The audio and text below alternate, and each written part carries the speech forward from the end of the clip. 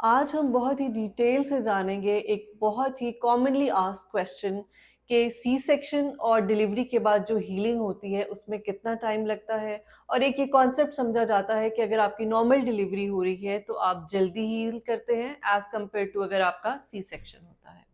मैं हूँ डॉक्टर सादिया मुमताज और आप देख रहे हैं गाइनी टॉक्स। सबसे पहले हम डिस्कस कर लेते हैं सी सेक्शन को। सी सेक्शन जैसे ही आपको ऑपरेशन थिएटर से शिफ्ट किया जाता है, मोस्ट ऑफ द टाइम्स हम सबसे पहले आपको फर्स्ट 6 to 8 आवर्स हम आपको आईसीयू में रखते हैं।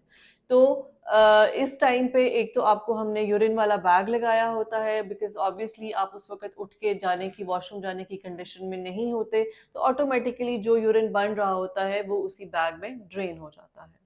सेकेंडली आपको एंटीबायोटिक्स और पेन किलर्स दिए जाते हैं, आपको ड्रिप्स लगाई जाती हैं और ये सब कुछ आपको उस ब्रानुला के थ्रू दिया जाता है जो आपके हाथ पे या बाजू पे लगाया जाता है।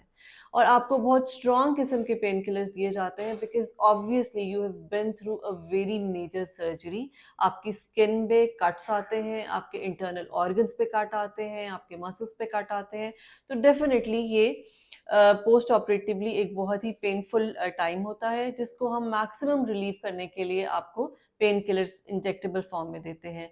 यहाँ तक कि बीच में कुछ ऐसे भी पेन किलर्स होते हैं कि जो डायरेक्टली आपको सुला देते हैं, ताकि for certain period of time आपको बहुत गहरी नींद आ जाए और आपको पेन जो है वो फील ना हो।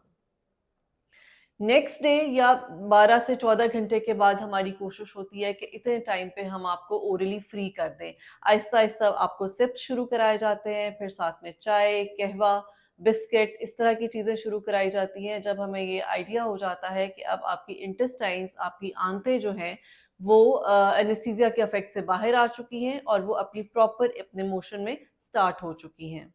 साथ ही साथ आपका हम कैथेटर आउट कर देते हैं, जो यूरिन बैग आपको लगाया जाता है। और उसकी वजह ये होती है कि अब हम चाहते हैं कि अब आप आहिस्ता आहिस्ता मोबिलाइज हों, आप वॉशरूम जाएं, आप खुद से यूरिन पास करें।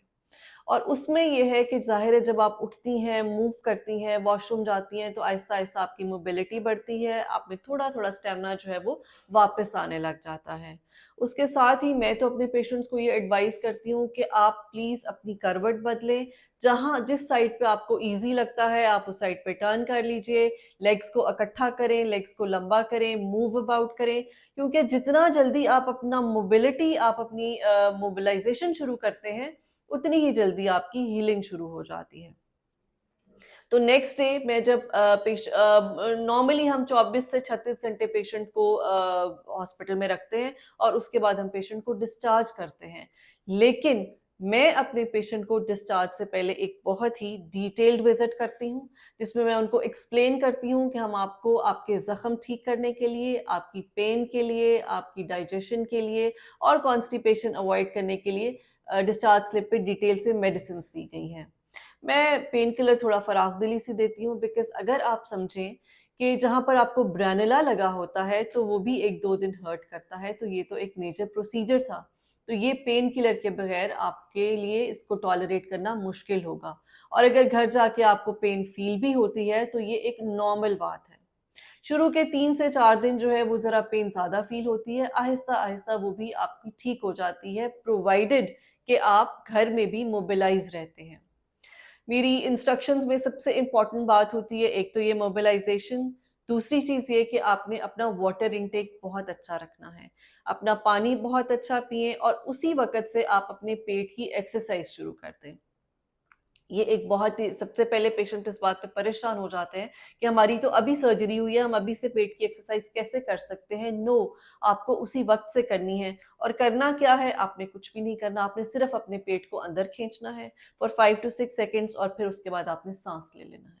अगर तो आप फ़ौरन अपने ऑपरेशन के बाद ये एक्सरसाइज शुरू कर देंगे, तो ट्रस्ट मी आप पहले 3 माह के अंदर आपको लगेगा कि आपका पेट बिल्कुल साथ लग गया है। बिकॉज़ आपको मेहनत करनी पड़ेगी, बगैर कुछ किए आप ये नहीं कह सकते कि हमारा पेट साथ ये ऑपरेशन।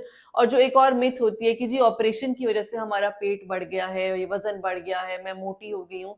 हम ऑपरेशन करते वक़्त आपके अंदर फैट थोड़ा डाल देते हैं। उसमें होता सिर्फ़ ये है कि आप अपने आप को छोड़ देते हैं। और इसी तरह से अगर आप ऑपरेशन के फ़ौरन बाद से ये एक्सरसाइज़ शुरू कर दें कि पेट के मसल्स को अंदर खींचें, 8-10 सेकंड अंदर रखें और फिर उसको छोड़ दें।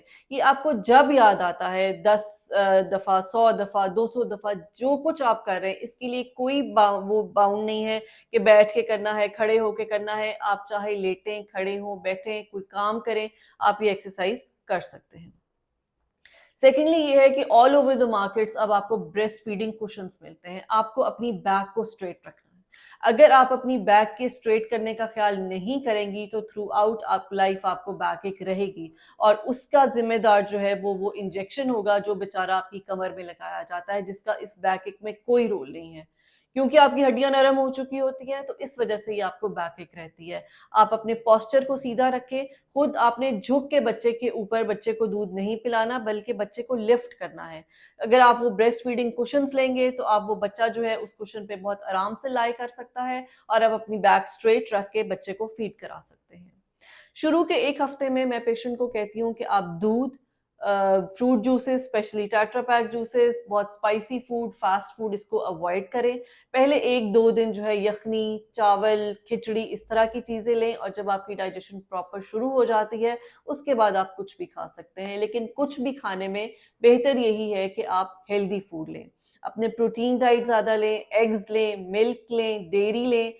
इन सब चीज़ों से आपके जो स्ट्रेच मार्क्स हैं, वो भी बहुत जल्दी बेहतर होते हैं, आपकी एनर्जी वापस आती है, आपके जो मसल्स हैं अगर आप प्रोटीन डाइट लेते हैं, स्पेशली कीमा हो गया, उसको कोफ्ते बना के खा लें, आप बेक्ड कीमा कर लें अगर आपको बहुत ज़्यादा ऑयली पसंद नहीं है, तो इससे आपके जो मसल्स हैं उनको वो प्रोटीन मिलेगी जो आपके मसल्स को टोन कर सकती है।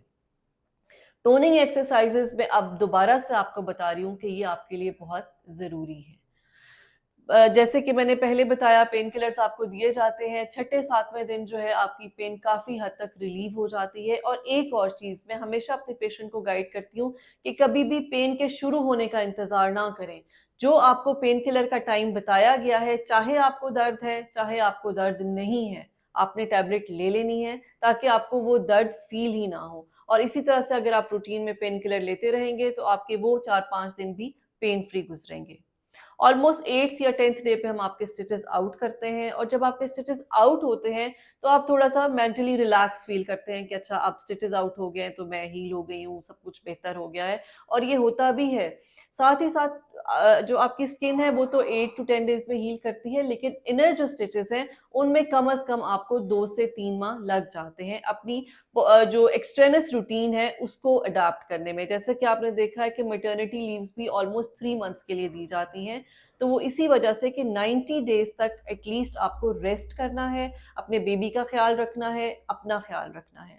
और इसमें मैं फैमिली सपोर्ट सिस्टम को बहुत ज़्यादा प्रमोट करना चाहूँगी कि आपके जो फैमिली मेंबर्स हैं, उनको चाहिए कि वो आपको ज़्यादा से ज़्यादा कम्फ़र्ट दें, आपकी नींद पूरी होनी चाहिए, आपको आराम होना चाहिए, आपका बच्चा जो है वो ब्रेस्ट फीड करता है, तो डेफ़िनिटली आपको डाइट की ज़रूरत है, आपको लिक्विड्स की ज़रूरत है, आपको बहुत ज़्यादा मिल्क की ज़रूरत है, तो ये सब चीज़ें आपकी फैमिली को आपको प्रोवाइड करनी है।